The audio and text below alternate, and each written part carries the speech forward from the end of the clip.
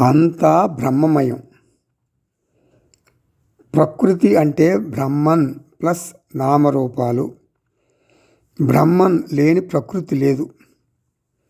ఆత్మ చైతన్యమే అనేక రూపాలలో తెలియబడటాన్ని చూస్తున్న జ్ఞానికి బంధం ఎక్కడ? ముక్తి ఏమిటి? సుఖదుఖాలు ఎలా ఉంటాయి? జగత్తులోని అన్ని వస్తువులకు, వ్యక్తులకు తానే ఉనికిని ఇస్తున్నాడు. తానే అన్ని జీవులలోనూ చైతన్యంగా ప్రకాశిస్తున్నాడు. సత్ చిత్ అనంత ఆత్మగా ఉన్నాడు. ఇది జ్ఞాని యొక్క భావన. లౌకిక ప్రపంచాన్ని జ్ఞాని చూడడు. అంటే దేహాలు, వస్తువులు వగైరా అని అర్థం.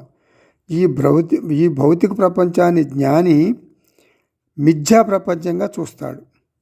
సత్య ప్రపంచంగా, ఉనికి ఉన్న ప్రపంచంగా చూడడు. కేవలం నామరూపాలుగా చూస్తాడు. ప్రకృతిం సత్యత్వేన నా పశ్యతి.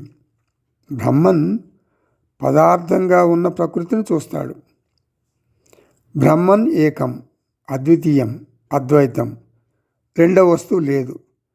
బ్రహ్మన్ మాత్రమే ప్రకృతిగా ఉన్నాడు. ఇక్కడ మనం భగవద్గీతలో ఒక మంచి శ్లోకం ఉంది, అది గుర్తుపెట్టుకోవాలి. ఏమిటది?